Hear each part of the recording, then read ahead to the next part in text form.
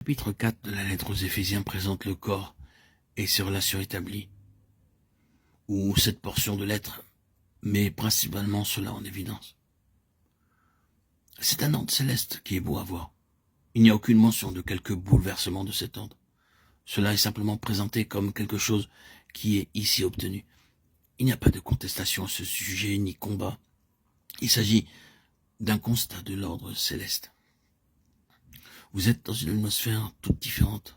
Le point capital est que le témoignage de l'Église au Seigneur ressuscité dans la puissance de sa vie de résurrection est intimement lié à l'ordre dans la maison de Dieu. Si l'ordre divin est troublé, le témoignage est affaibli. Il est annulé dans cette mesure.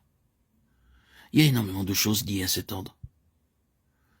Que personne ne pense que cet appel à l'ordre est simplement en vue d'exercer une domination, un contrôle, un pouvoir sur les autres, un désir d'assujettir des personnes. Le mot soumission est devenu un anathème pour beaucoup de personnes parce qu'elles n'ont pas saisi sa signification. C'est la valeur de l'ordre divin, de l'ordre céleste exprimé parmi le peuple de Dieu, qui est en question. Car celle-ci est un facteur tellement vital dans la rencontre de l'ennemi. Un désordre comme celui qui était à Corinthe ne peut détruire la puissance des principautés.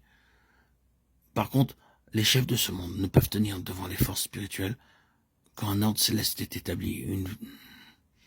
Observez, quand un ordre céleste est gardé comme une chose sacrée. Alors, il y a pour le Seigneur une voie merveilleusement libre pour intervenir et rencontrer les ennemis de l'Église. Très souvent, une Église est divisée et brisée, et elle crie au Seigneur pour la victoire, la délivrance, pour obtenir puissance et efficacité. Mais si l'on pouvait entendre le Seigneur s'exprimer, on entendrait dire « Mettez votre maison en ordre, cela est la voie de la puissance. Réglez vos problèmes entre vous, et vos prières seront exaucées. Vous criez à moi, réclamant quelque chose que vous appelez puissance, efficacité, mais le chemin pour cela est « Bannissez les désordres qui se trouvent parmi vous. » Ainsi, l'expression de sa vie demande un domaine céleste, une séparation du monde par la mort du vieil homme dans son énergie et sa vie naturelle, la constitution des choses conformément au modèle céleste. Ceci est entièrement pratique ici, pas d'envolée de pensée, nous transportons en extase, mais il s'agit de descendre au niveau de la base pratique des choses de la vie quotidienne. Je suis persuadé que rien ne touche plus le cœur du problème entier que ceci.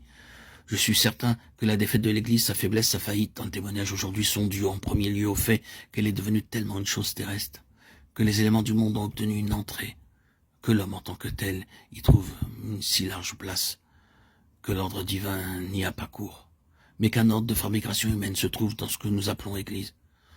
Ces choses sont étroitement liées à l'efficacité du témoignage comme aucune autre ne peut l'être. Connaissez-vous une union céleste avec le Seigneur?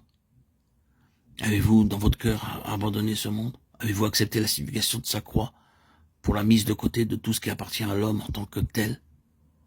Êtes-vous tout à fait sûr que vous êtes en harmonie avec votre place dans la maison de Dieu et que vous n'êtes pas ailleurs qu'à votre place? Dans toute la mesure où votre consécration, Seigneur, est concernée, tendez-vous réellement à être à votre place, à y demeurer et à y fonctionner pour le Seigneur? Êtes-vous une partie de quelque chose qui n'est pas une expression du modèle céleste? Êtes-vous quelqu'un d'officiel, d'un système officiel, donnant votre appui et soutenant un ordre qui n'est pas celui du Seigneur?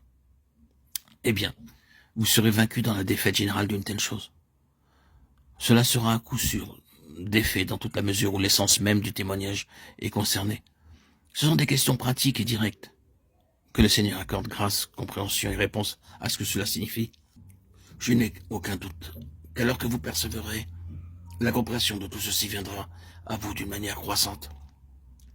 Vous ne pouvez pas saisir tout maintenant, mais c'est quelque chose qui est emmagasiné.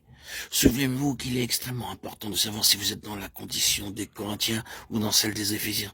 Et ce sont là les traits et les différences. Que le Seigneur fasse de nous de bons Éphésiens, si l'on peut s'exprimer ainsi, dans un sens spirituel.